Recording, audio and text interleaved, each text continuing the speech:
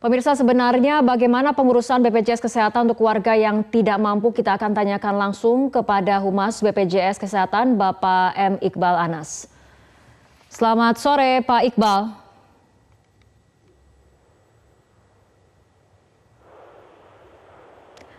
Pak Iqbal, tadi kita dengarkan kasus di Deli Serdang di mana seorang anak penderita disabilitas meninggal dunia karena tidak kunjung mendapatkan akses perawatan yang dibutuhkan. Padahal orang tua dari almarhum sudah lama mengurus BPJS Kesehatan, bahkan sudah mengantongi SKTM dari Dinas Sosial. Bagaimana sebetulnya pengurusan BPJS bagi warga yang tidak mampu ini, Pak Iqbal?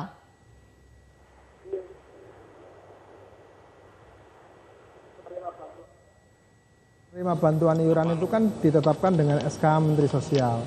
Data diambil dari Dinas Sosial setempat yang tentu dia menggerakkan aparat pemerintah yang ada di wilayahnya masing-masing.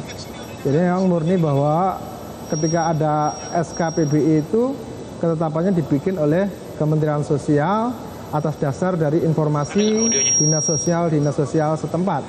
Baru kemudian Kementerian Sosial mendaftarkan ke Kementerian Kesehatan. Karena dipanya ada di Kementerian Kesehatan, dari Kementerian Kesehatan didaftarkan ke BPJS Kesehatan. Tidak bisa orang langsung, misalkan dari marga masyarakat, datang ke BPJS Kesehatan, langsung minta dijamin dalam program penerima bantuan iuran APBN pusat. Tetapi kalau di daerah punya ada penduduk yang didaftarkan atau PBI APBD, dia bisa menggunakan dari Dinas Kesehatan setempat untuk mendaftarkan kepesertaannya yang akan ditanggung oleh pemerintah daerah. Seperti itu, Mbak. Kasus Yosua misalnya ini sudah dikerjakan ataupun sudah dilakukan pendaftaran upaya untuk mendapatkan BPJS Kesehatan sudah sekitar beberapa bulan, 8 bulan tepatnya, tapi kemudian tidak kunjung juga menjadi anggota dari BPJS Kesehatan sehingga akhirnya Yosua ini harus tutup usia karena tidak mendapatkan akses perawatan yang dibutuhkan. Jadi sebetulnya yang harus ditelisik begini, sampai 8 bulan itu kan waktu yang lama sekali ya. Sementara kantor BPJS Kesehatan itu kan selalu terbuka ya untuk dari jam kerja selalu ada petugas yang mendampingi. Apabila memang ada kesulitan dari warga masyarakat misalkan, kami biasanya berkoordinasi juga dengan Dinas Kesehatan setempat.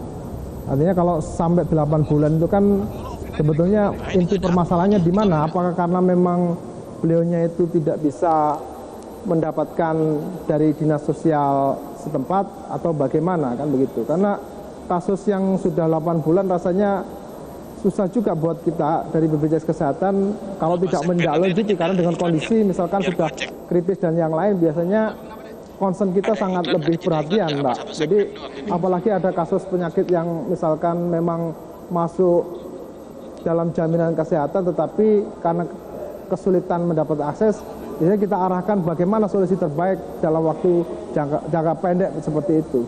Baik Pak Iqbal, tapi waktu normalnya untuk pindah vaskes ini berapa lama Pak Iqbal?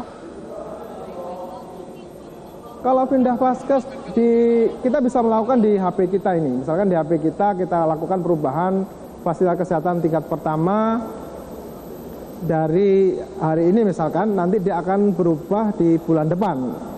Karena memang kalau prinsip di vaskes terdaftar di tingkat pertama itu berlakunya 1 bulan. Karena kita sudah membayarkan kapitasinya untuk periode 1 bulan yang berjalan seperti itu. Ketika dilakukan perubahan dengan mobile JKN bisa dilakukan sendiri, itu akan mengalami perubahan di bulan depannya seperti itu, Mbak. Tidak ada itu bagi peserta yang memiliki telepon pintar, memiliki aplikasi, tapi bagaimana bagi mereka yang tidak mampu, yang bahkan tidak bisa memiliki telepon? Ya, bisa ke kantor cabang untuk dilakukan perpindahan vaskes tingkat pertama. Karena justru sebetulnya kita berharap masyarakat kan dipermudah nih bagaimana mengubah vaskes tingkat pertamanya, tidak perlu datang ke kantor cabang. Tetapi kalau memang diperlukan untuk ke kantor cabang, kita melayani juga soal ini. Karena proses ini tidak memakan waktu yang lama untuk pindah vaskes tingkat pertama. Tapi kemudian yang kita lihat kenyataannya, terutama apabila kita berkaca di kasus Yosua di Deli Serdang ini, ternyata waktu yang dibutuhkan sangat lama sampai kemudian Yosua meninggal dunia karena tidak mendapatkan perawatan yang memang seharusnya ia dapatkan karena orang tua masih terus berjibaku untuk mengurus BPJS Kesehatan. Ya Mbak Fitri, kan kita harus fair juga. Artinya saya mendengar yang disampaikan tadi, kan saya tidak mendengar apa yang disampaikan oleh bapaknya Joshua. Kasusnya kapan? Apakah kasus ini terjadi dalam waktu dekat ini atau memang kapan? Kan saya harus cek ulang datanya. Maksud saya, kita harus fair dong. Yosua baru saja meninggal Pak 3 November dan kemudian BPJS Kesehatannya sudah diurus sejak 8 bulan yang lalu. Apakah ada komunikasi antara peserta bapaknya misalkan dengan BPJS setempat? Artinya kalau misalnya kita lihat soal ada pendamping keluarga Pak yang dari ketua ataupun dari Yayasan Peduli Pemulung Sejahtera, bahkan dari pendamping ini sempat ke Dinas Sosial mengecek bagaimana data-data yang ada di Dinas Sosial pada bulan Juli lalu, dan memang menurut pendamping ini tidak ada progres dari Dinas Sosial untuk didaftarkan ke BPJS Kesehatan. Ya, artinya begini Mbak, kan kita punya kapasitas masing-masing ya. Kalau Anda bertanya ke saya, datanya dari Dinas Sosial tidak diangkat ke Kementerian Sosial, Kementerian Sosial tidak diangkat ke Kemenkes, kan kenapa Anda menanya ke saya soal itu, kan begitu maksud saya. Maksud saya, kita harus fair dong mendudukkan persoalan. Kalau memang kami harus turun tangan untuk membantu itu, kami biasanya bersedia untuk melakukan itu. Pendampingan, apakah ada prioritas, kan ini bisa dieskalasi ke atas sebetulnya Mbak. Kalau dari Juli kami kan berusaha ya, orang mengalami kesulitan di lapangan, kayak misalkan ada SK Mensos terbaru soal pendataan. Contoh, ketika ada seorang penjual cilok misalkan, dia suaminya justru PBI-nya aktif tetapi istrinya justru non aktif. Kami berusaha untuk membantu supaya istrinya yang memerlukan cuci darah ini bisa ditanggung dalam skema program ini. Kami melakukan pendekatan ke pemerintah daerah untuk bisa dilakukan pengupdatean data terhadap istrinya. Suaminya bisa jadi dari PBI APBN, istrinya dari penduduk yang ditetapkan oleh pemerintah daerah. Ini sebetulnya lebih kepada komunikasi bagaimana kami terhadap dinas sosial dan kepada peserta juga. Kalau ada permasalahan seperti ini kan, kalau sampai 8 bulan luar biasa. Saya berjanji akan mengecek soal Joshua ini di Deli Serdang. Oke. Baik, kita tunggu bagaimana pengecekan yang akan dilakukan oleh BPJS Kesehatan. Tapi mungkin terakhir saja Pak, apakah sebetulnya ada mekanisme yang lebih memudahkan untuk segera misalnya pindah fasilitas kesehatan ataupun Vaskes?